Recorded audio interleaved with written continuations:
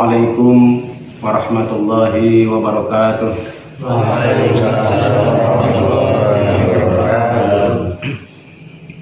Alhamdulillahilladzi an'ama alaina wa hadana ila dinil Islam. Wassalatu wassalamu ala Rasulillah wa ala alihi wa sahbihi wa mawalah. Wala hawla wala quwwata illa billah. Qala rabbi israh li sadri wa yassir li amri wahlul 'uqdatam min lisani yafqahu qawli. Subhanaka la ilma lana illa ma 'allamtana innaka antal alimul hakim.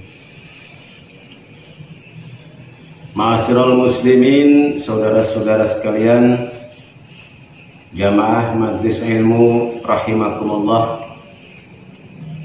Alhamdulillah, di dalam kesempatan malam ini kita bisa bertemu kembali dalam kajian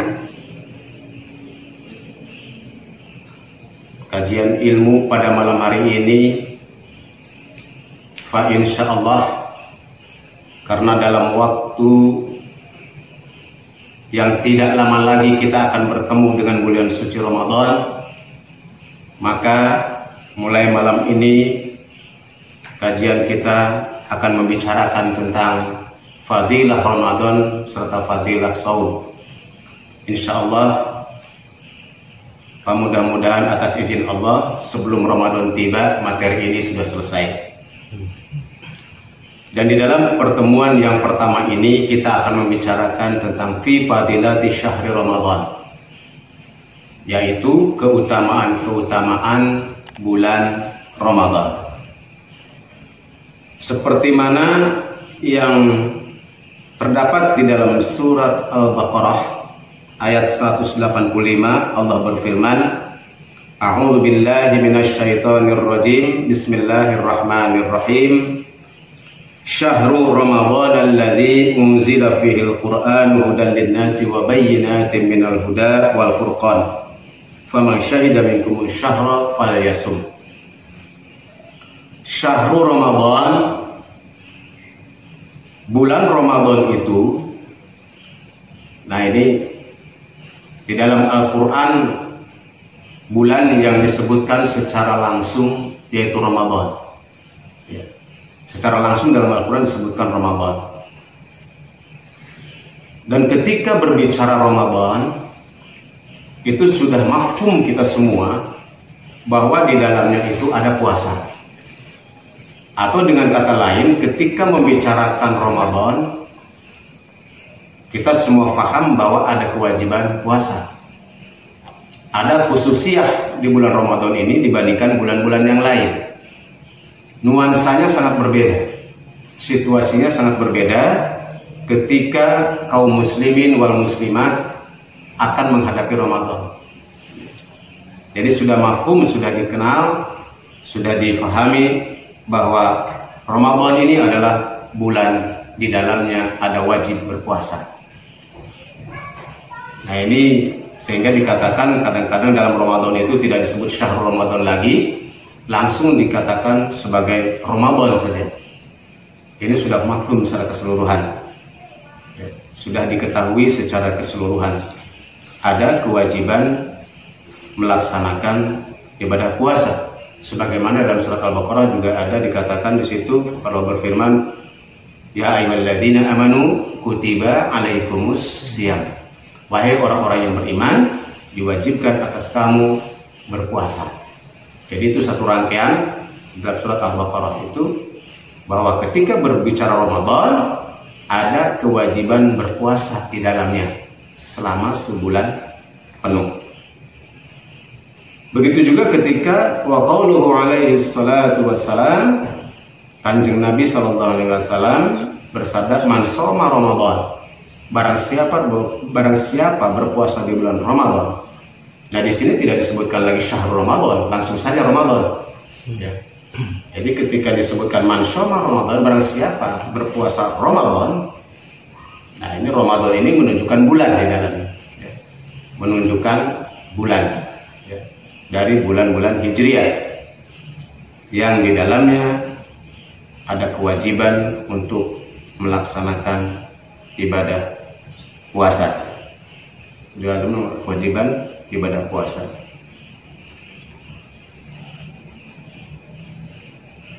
Nah, ini kata Ramadan ini cukup menarik ternyata. Kata Ramadan ini cukup menarik. Kenapa bulan ini disebut bulan Ramadan?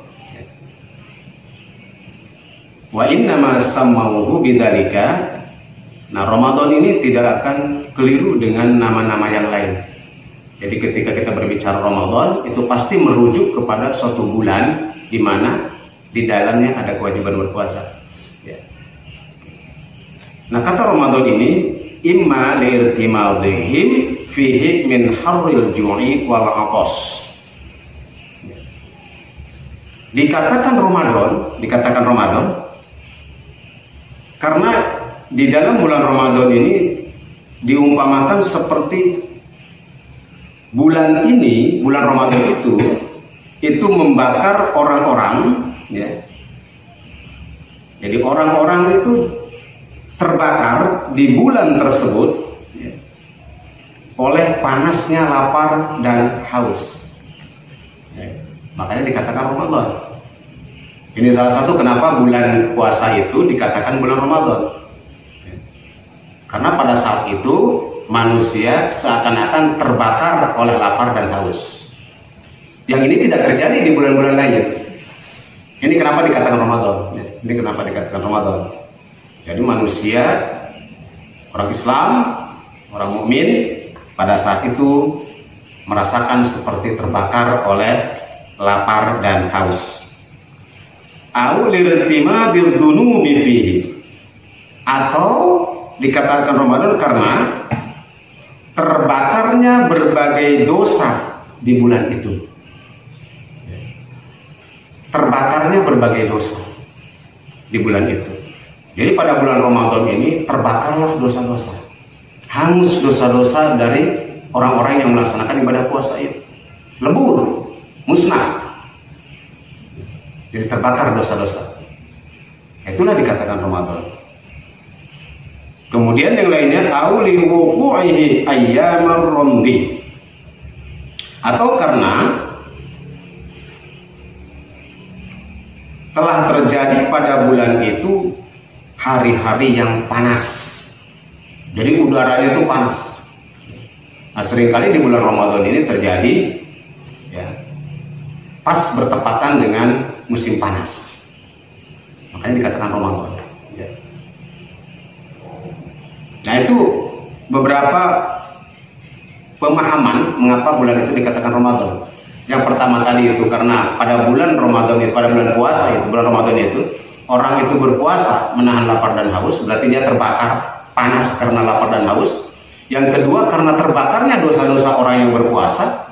Kemudian yang ketiga karena secara umum atau biasanya di bulan itu terjadi musim panas, ya, makanya dikatakan Ramadan. Ya.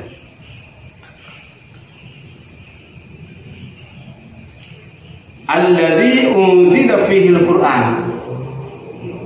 Nah, di bulan Ramadan ini yang diturunkan di dalam bulan itu Al-Quran.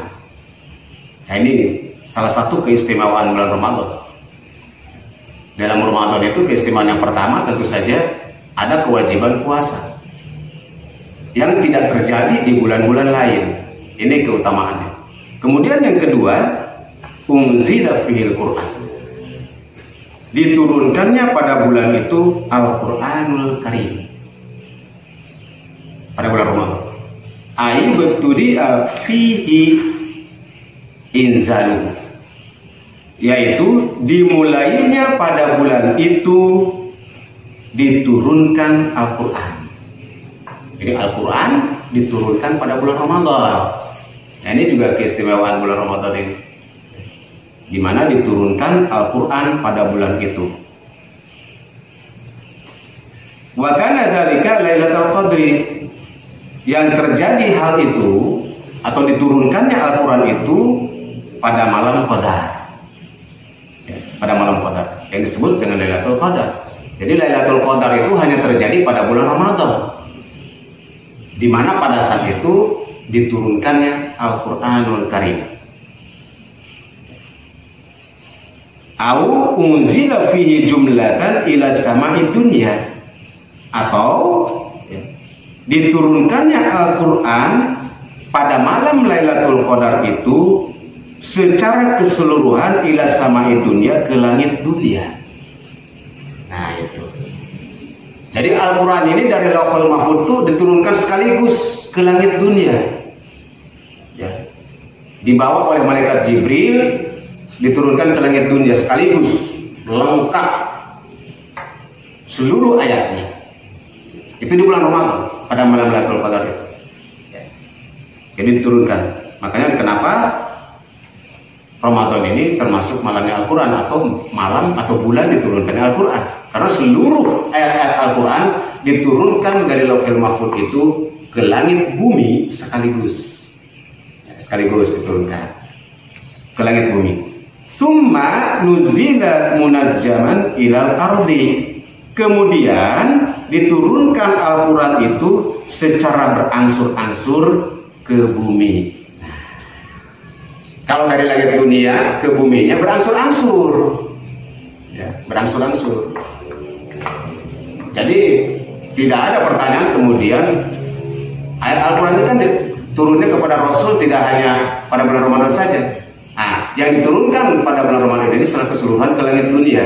Tapi kemudian wahyu ini dibawa oleh malaikat Jibril kepada Rasulullah SAW dari langit dunia ke bumi kepada Rasul itu secara berangsur, bertahap selama 23 tahun kurang lebih. Hanya pertama kalinya di bulan Ramadan, ya, secara keseluruhan. Ya. Au unzila fi sya'nil Qur'an, atau diturunkannya di bulan Ramadan Al-Quran itu. Jadi Al-Quran itu diturunkannya pada bulan Ramadan ke langit dunia secara keseluruhan, kemudian dari langit dunia disampaikan kepada Rasulullah Muhammad SAW secara berangsur-angsur, bertahap, ya, sampai selama kurang lebih 23 tahunan. Wa huwa qaulu ta'ala, dan di bulan itu juga Allah berfirman, kutiba alaikumussyam, telah diwajibkan bagi kamu berpuasa. Diwajibkan bagi kamu berpuasa. Nah, itu kelebihan Ramadan itu, ada perintah Allah untuk melaksanakan puasa fardu. Puasa fardu di bulan Ramadan.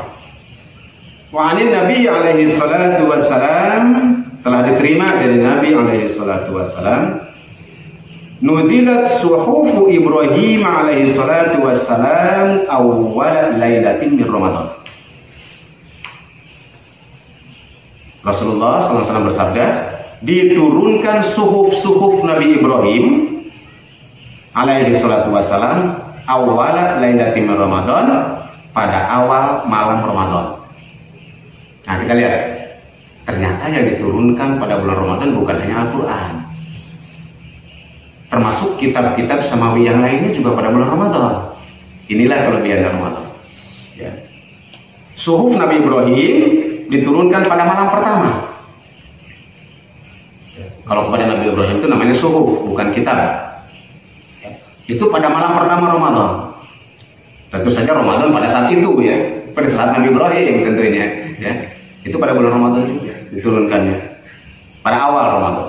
Wa unzilatit Tauratu li sittin min Ramadan, dan diturunkannya kitab Taurat.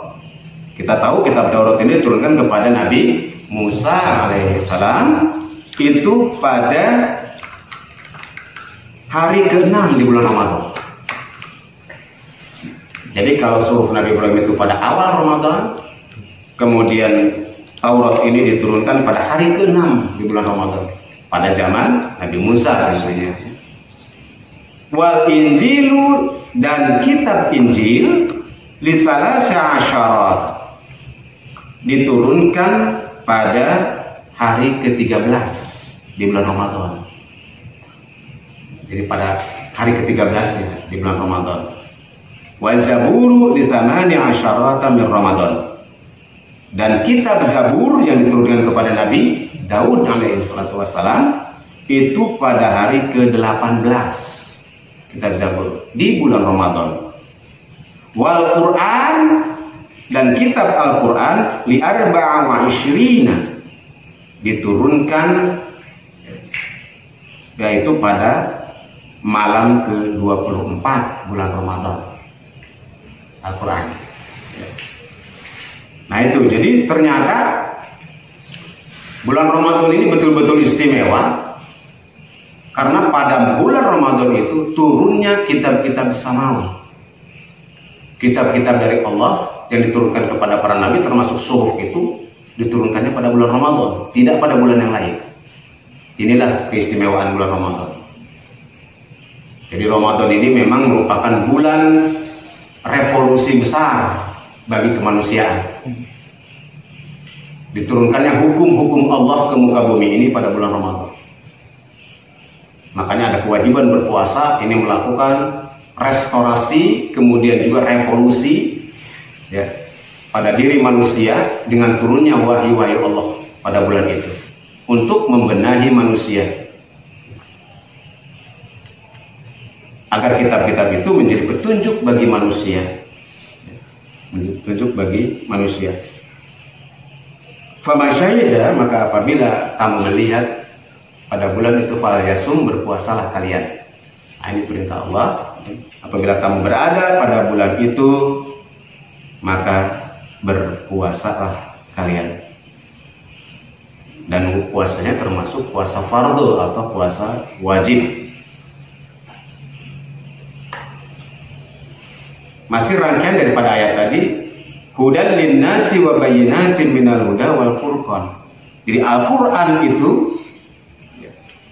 itu menjadi petunjuk bagi manusia, wa bayyinatin minal huda, dan penjelasan dari petunjuk itu sendiri, wal furqan, dan menjadi pembeda antara yang hak dengan yang batil.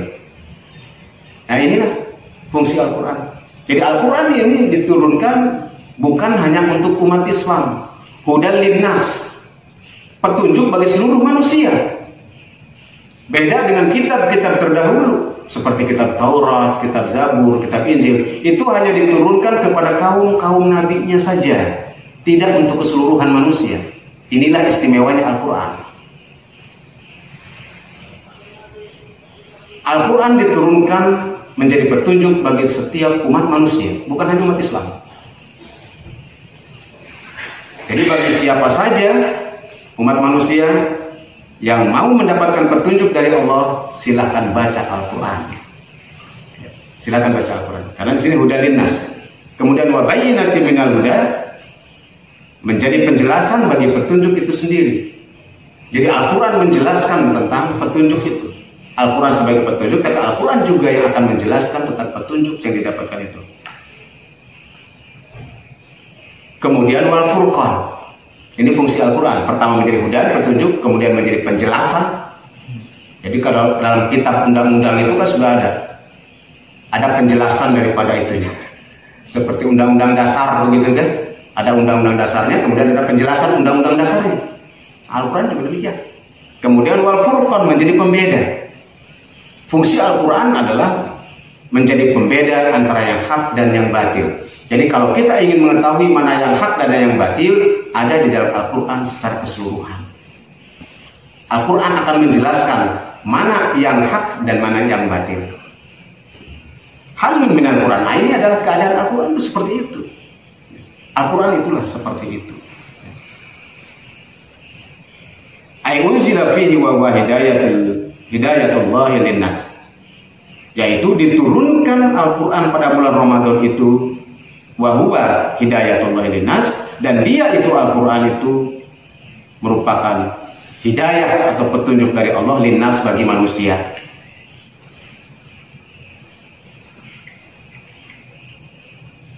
Wa lihatun mimma yahdi ilal haqqi wa yufarriqu bainahu wa bainal batil. Jadi ini menjadi petunjuk yang hak. Ya, petunjuk yang hak itu adanya di dalam Al-Quran, dan juga untuk memisahkan di antara yang hak dengan yang batil. Bima fihi minal hikami wal ahkam, dan di dalam Al-Quran itu ada hikmah-hikmah dan juga ada hukum-hukum yang terkandung di dalamnya. Nah itu, ya. Itu fadilah daripada di bulan Ramadan berkaitan dengan Al-Quran yang luar biasa. Bahkan kitab-kitab lain diturunkan di dalam bulan Ramadan itu. Qadhi Baidawi disampaikan di dalam keterangan Syekh Qadhi Baidawi, ruwiya an Abi Hurairah radhiyallahu anhu qala, telah diriwayatkan dari Abi Hurairah radhiyallahu anhu qala, bahwasanya Abu Hurairah telah berkata, qala alaihi salatu wasalam, Kanjeng Nabi Muhammad sallallahu alaihi wasallam telah bersabda, raghama anfu rajulin, hinaklah seseorang ailihitahu dhullun wa haqaratun, yaitu kena kepada orang itu suatu kehinaan, wa haqaratun, dan juga kehinaan yang lain. Ini yang harus kita ingat, akan terjadi kehinaan pada seseorang, akan terjadi kehinaan pada seseorang. Apa saja yang membuat seseorang yang akan mendapatkan kehinaan? Yang pertama, dzukirtu indahu wa lam yusalli alayya. Dzukirtu apabila disebut namaku, kata Rasulullah Muhammad SAW.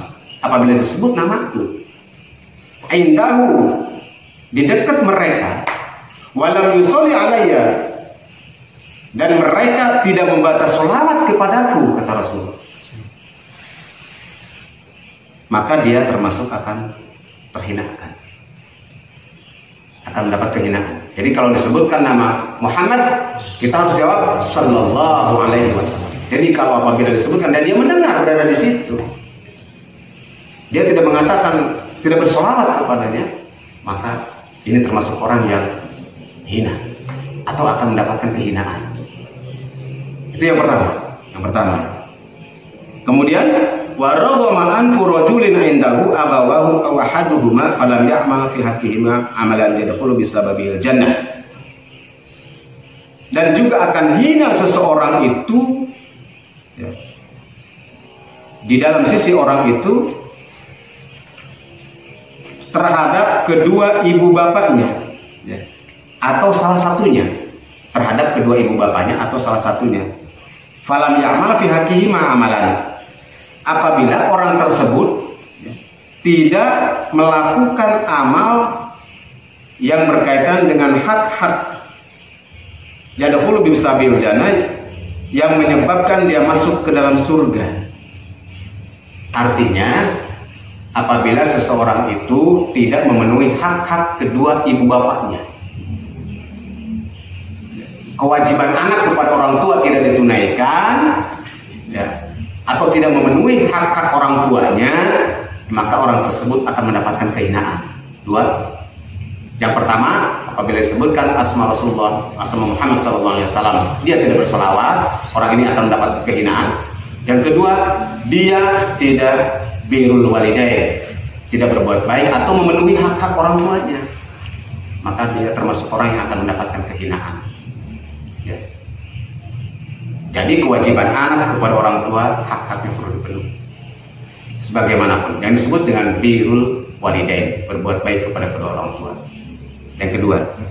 Kemudian yang ketiga, waraghama anfu rajulin dakhala alaihi Ramadan wa tamma Ramadanu qabla an yughfar lah. Seseorang akan mendapat kehinaan apabila dakhala alaihi Ramadan, masuklah kepada dia bulan Ramadan, wa tamma Ramadan, dan selesai bulan Ramadan itu qabla ayyughfar lahu, sebelum dia diampuni dosa-dosanya. Artinya apabila seseorang memasuki bulan Ramadan sampai Ramadan itu selesai, sementara dosa-dosanya belum diampuni oleh Allah, berarti ini orang yang akan mendapatkan kehinaan. Padahal kita tahu Ramadan ini adalah, kita lanjutkan di sini, di anna Ramadan syahrul rahmat, karena bahwasanya Ramadan itu bulan rahmat, bulan penuh dengan rahmat, wa maghfiratin, minallah, dan bulan pengampunan dari Allah Subhanahu wa taala. Fa illam yughfar lahu, maka apabila tidak diampuni seseorang fihi, di dalam bulan Ramadan itu, fahuwa maghbunun, maka dia termasuk orang yang rugi. Nah itu. Jadi kalau yang pertama termasuk 3 kehinaan itu, apabila seseorang memasuki bulan Ramadan, kemudian sampai Ramadan ini selesai, dosa-dosanya tidak diampuni, maka orang ini akan mendapatkan kehinaan. Kenapa dikatakan demikian? Karena Ramadan itu merupakan bulan rahmah, penuh dengan rahmah. Merupakan bulan ampunan dari Allah. Artinya pada bulan itu Allah betul-betul membukakan pintu ampunan seluas-luasnya. Dan Allah juga menurunkan rahmat yang seluas-luasnya kepada umat manusia. Jadi kalau seseorang pada saat bulan itu tidak bisa meraih itu, atau tidak mau meraih rahmat dan ampunan dari Allah, maka dia termasuk orang yang rugi, bahkan termasuk orang yang akan mendapatkan kehinaan. Nah inilah, jadi oleh karena itu saudara-saudara sekalian, sangat seharusnya apabila kita ingin mendapatkan kemuliaan, ingin mendapatkan kebaikan, keselamatan, keridhaan Allah fi dunya wal akhirah, sambutlah Ramadan ini dengan sebaik-baiknya. Jangan sampai kita termasuk orang yang terhinakan, kemudian termasuk orang yang merugi gara-gara kita tidak melakukan apa yang seharusnya di bulan Ramadan tadi.